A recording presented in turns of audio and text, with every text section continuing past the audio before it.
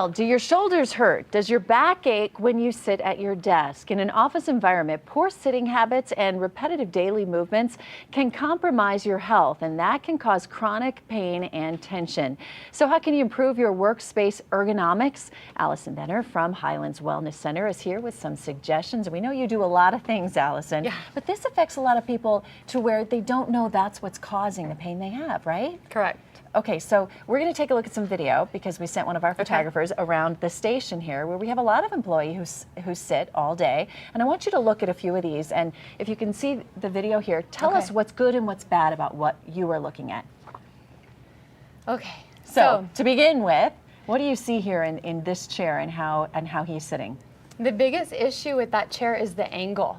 So it's at a pure 90-degree angle. If not, his hips are almost even lower than his knees. So that's one of the biggest misconceptions I see is people being flat through their legs, whereas ideally the hips should be a little bit higher. And that's what gets you out of the nerves of your back. Oh, really? So it's the nerves in the lower back that are affected. That are getting compressed. Okay, so as we look at some more video here, what do you see here? This looks like a big comfy sit-back chair. Good or bad? So sit-back's the other issue. Once again, it takes all the weight and drains it into the base of the spine where the major nerve cord's running, as opposed to if you're forward and more lifted, the weight goes into your feet.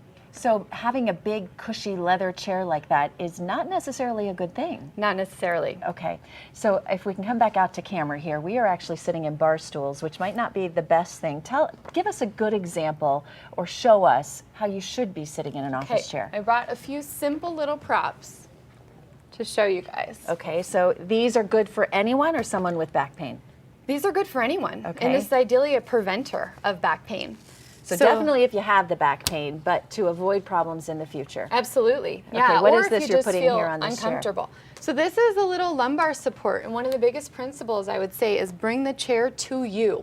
Don't go to the chair. Okay, so you don't want to lean back in your chair, which is what we see a lot of people doing, which is what I do often. Okay. And this is the complete opposite. Okay. So this is bringing the chair forward. Step back just for a second so we can see what this is, and you can buy these where?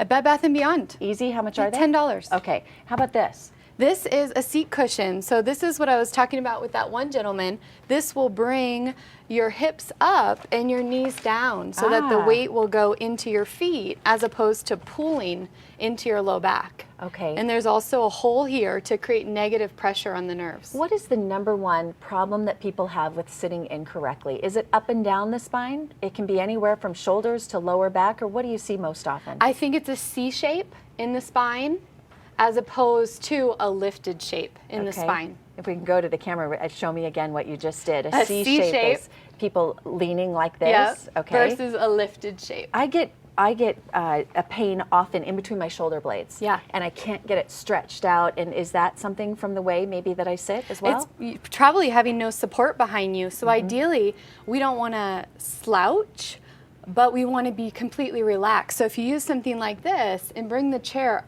up to you, then you can be upright without efforting. And that effort often turns into chronic knots and a lot of discomfort. So if you're experiencing any type of back pain, these two things would be the first suggestion you have for helping.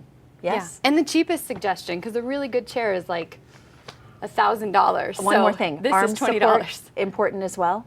Yes, so keyboard's low, and arms relaxed. A keyboard tray is really nice. So you don't want a 90-degree angle over like this? to your keyboard. You want to be higher than your keyboard. Exactly. And your feet, how about your feet? Flat on the floor? Touching the ground. Okay. Crossed legs can also create a fair bit of hip torsion. I got a lot to work on today. Allison, thanks so much for coming you're so in. welcome. Thanks for having me. We appreciate it. Which also, we should tell everyone that we have advice. If you'd like to contact Allison to get advice, you can find her information on the on-air section of our website, kwgn.com. And by the way, tomorrow, if you have back pain, we're going to be talking about different exercises, some very simple things that you can do to alleviate some of that pain and maybe strengthen some of those muscles if you're having back pain.